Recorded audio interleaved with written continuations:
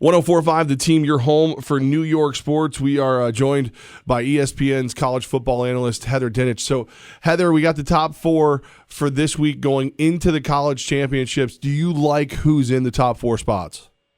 As of right this second, I have no problem with it. This is actually the top 7, I want to say, that I had in my top 25 for ESPN.com and predicted for ESPN.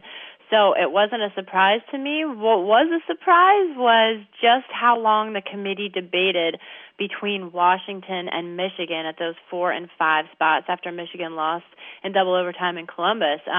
Committee Chair Kirby Hocutt said that over the course of their 2-day meetings, they spent about 2 hours discussing Washington and Michigan, not Ohio State and Penn State, Washington and Michigan, and some committee members weren't sure which one was the better team. You made some headlines a little bit talking to Paul Feinbaum about the Alabama Crimson Tide, and you pointed out maybe them and the SEC has been a bit overrated this year. Did I?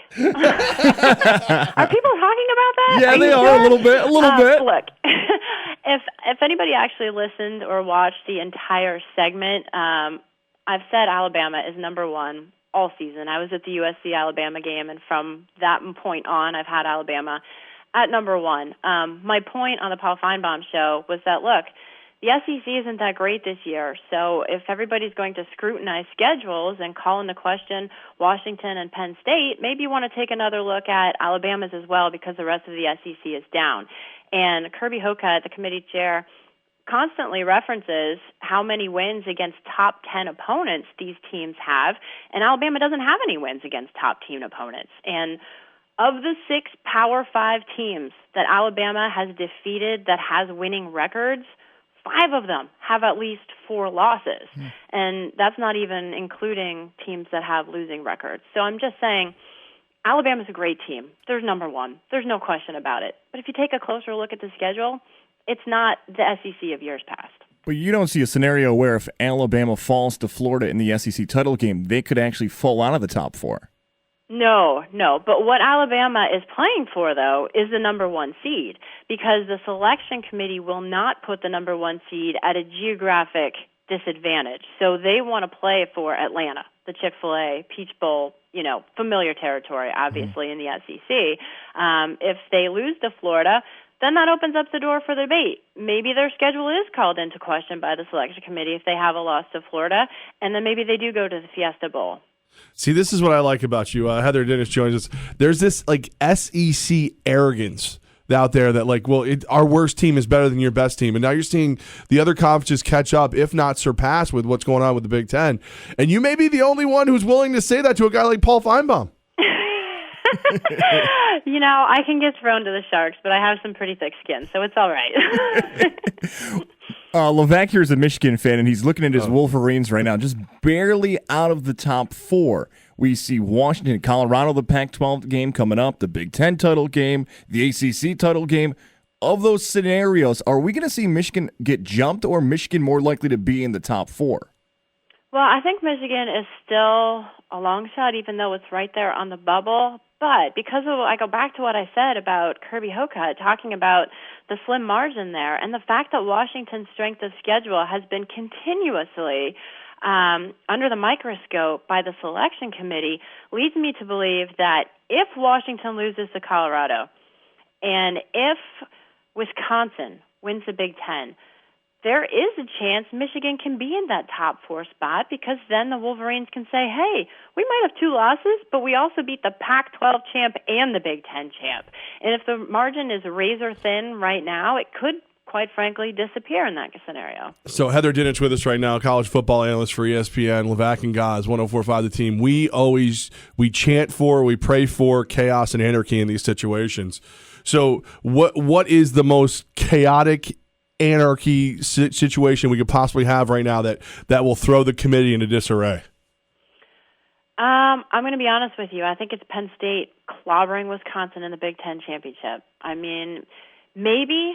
Okay, if Clemson loses to Virginia Tech, that's going to have the biggest impact on the playoff, because it opens the door for somebody else, for 2 Big Ten teams, in a much more obvious way, right? But if Penn State wins, and wins big against Wisconsin, I think it's going to be really hard for the selection committee to leave them out. There's 5 former coaches in that room, guys, who know how hard it is to win a conference championship game. They've been there, done that. So I think it would be more likely that Penn State and Ohio State both get in at the expense of Washington. And to me, that's the ultimate chaos, because that, I think, would be where the committee has to sweat it out the most because of how Penn State looks down the stretch. Are you in favor of a possible 8-team playoff in the future? I'll be honest with you, I don't think so. I like it at 4 because I think the 4 best teams need to be in this thing. In my head, I have, what if Florida beats Alabama? What if Virginia Tech beats Clemson? And we're in an 8-team system. Do I want to see Florida and Virginia Tech in the playoff? No, I don't. To be quite honest, I don't think they're the best teams in the country. I like this system, and I can tell you this. The 10 FBS commissioners and Notre Dame athletic director Jack Swarbrick, they're the suits of the sport. They're the guys who determine this playoff system, and they did not want automatic qualifiers for that very reason. And they also are in no rush to change this because they changed the BCS so much. Nobody knew what the heck was going on with it. So they're like, let's just be calm. Let this play out. Different things are going to happen. Let's see how it goes. We're talking about the best teams in the country. Let's move over to some of the best players in the country. Lamar Jackson's had a hold on that lead in the Heisman Trophy race, it seems, all the way back until September. But he's not playing this weekend, and other guys are, whether it be Deshaun Watson, Jake Browning, the guys in Oklahoma, Baker Mayfield, and D.D. Westbrook. Can anybody catch Lamar Jackson in this final weekend of the regular season in college football? I am so dismayed with the Heisman Trophy this year, guys. I am. I don't think they can. I think he's going to win it by default. But my goodness, Louisville has not looked good down the stretch, to the point where the selection committee put Florida State in ahead of them right now in their latest rankings. Florida State's 12, Louisville's 13. But to your point, who else is there? Maybe Baker Mayfield goes out and has the game of his life in Bedlam and makes a push there at the end. But, I mean, what does he have? Over 20 passing touchdowns, over 20 rushing touchdowns. His numbers have been phenomenal, and I think he's the guy. She calls it like she sees it. Heather Dinich right here with us, 104.5 The Team. We really appreciate you. We love your knowledge, and we're glad you would share it with us. Thank you so much for having me on. I appreciate your time as well.